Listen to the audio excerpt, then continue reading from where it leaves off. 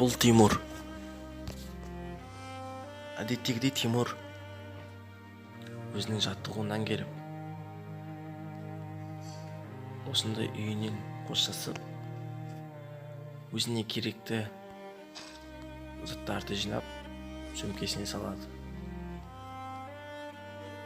Осындай үйін қимастан кетіп барады. Ал осы жердегі ауыл тұрғындарымен, достарымен үйлеріне кіріп шығып қоштасады. Содан соң кетер алдында осы үйдің ақшасын төлеп кетеді.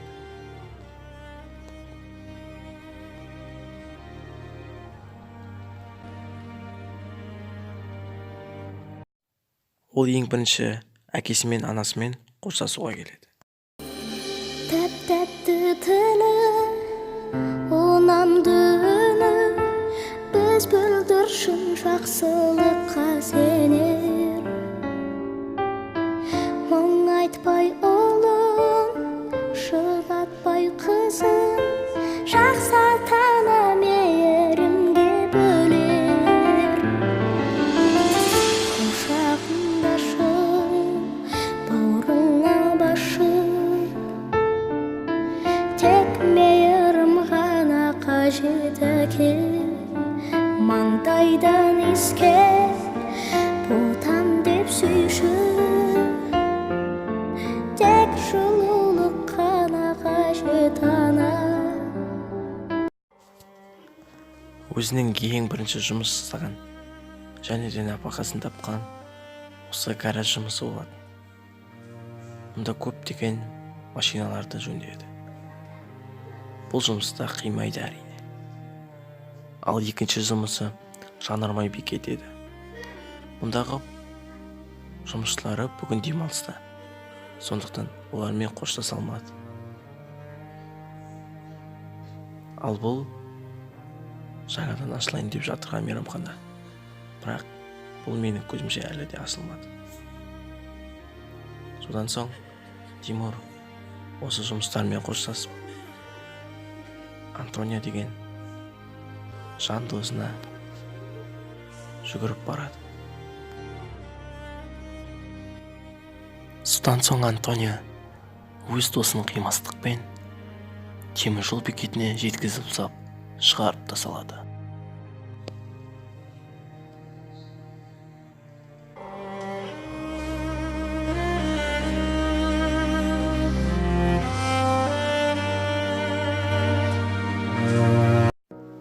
Екі күн өткен соң Тимур пойыздан түсіп, өзінің ағасын көреді.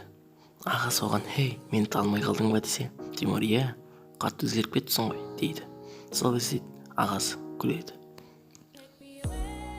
Екеуі қатты қауышқан ағасы мен інісі бірге әңгіме айтады.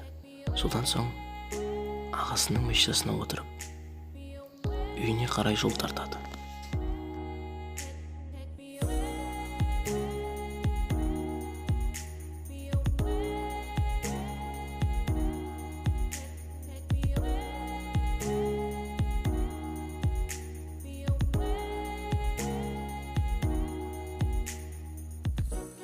Екеуі біраз машина ішіне әңгіме айтып, үйге де келді. Тимур ағасының үйін көріп, қатты қуанды.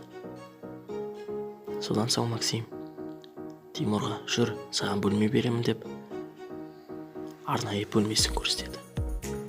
Бұған қатты қуанған Тимур ағасына бар алғысының рахметін айтады. Қатты қуанғаннан шапалақты ұрады.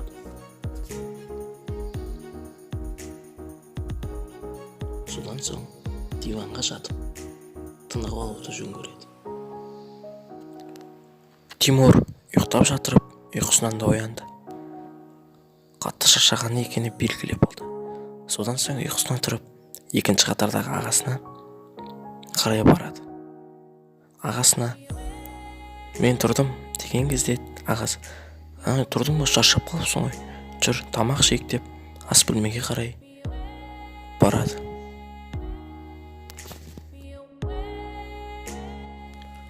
Астарын ішіп болған соң Максим өзінің інісін керемет қаламен таныстырып, және өзінің де шаруашылығымен таныстыруды жөн көрді. Мынандай табиғатты көріп, Тимур да қатты таң қалды. Міне, көптен күткен Максимнің де шаруашылығына келдік. Максим өзінің шаруашылығын көрсеткенде Тимур қатты таң қалды, және ағасын да мақтады. Ағасынан рұқсат сұрап, осындай қожалықты аралап шығуға да рұқсат сұрады. Рұқсат сұраған соң, осындай алқапты аралап шығуды жөн көрді.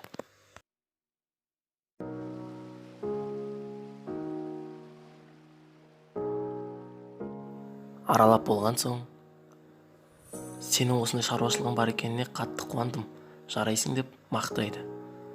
Содан соң Максим: Тимур, сенің бұл киімің жарамайды, сондықтан сені киім дүкеніне апарайын, жүр деп машинасына отырғызып, магазинге қарай жол тартады. Магазинге кіріп, осындай керемет костюм шалбарды алады. Костюм шалбарды сатып алған соң, өзіне керемет жеңіл желпі рубашка немесе футболка қарайды. Әртүрлі футболка көргенмен,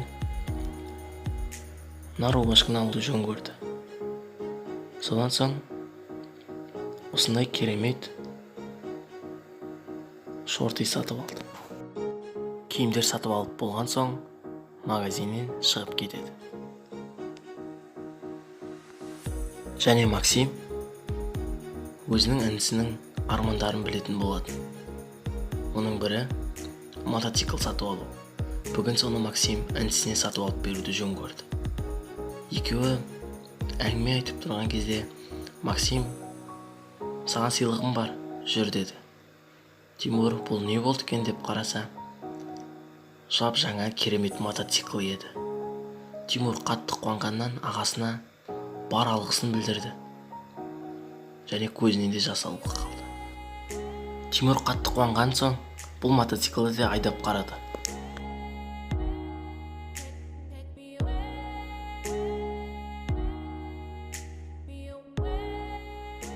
Айдап болған соң, өзінің ағасына бар алғысын айтып, ілтипатын білдірді. Ассалаумағалейкум достар, сіздермен мәди достар. Осы серияға осылай болды. Енді бұл серияға қатты еңбек кетті, және мен осы нені бірден монтажы өтті. Мен еңбегімді бағалап, келесі серияға, осы серияға бір 45 лайк жинап тастаңыздар. Алдыңғы серияға сіздер 42 лайкты жинап тастаңыздар. Сіздерге көп рахмет, Алла разы болсын. Ендігі достар, келесі серия соңғы жақтары болады. Бұл видеоға қатысқан менің інім Исламбекке және Ринатқа қатты алғысым шексіз. Енді соңғы сериялар шығады, бұйыртса бұл серия әлі біткен жоқ. Сондықтан осы видеоға лайк басып, комментарий жазып, каналға тіркеліп, колокольчик басып қойыңыздар. Сіздермен болған мәди, келесі сериалда кездескенше сау.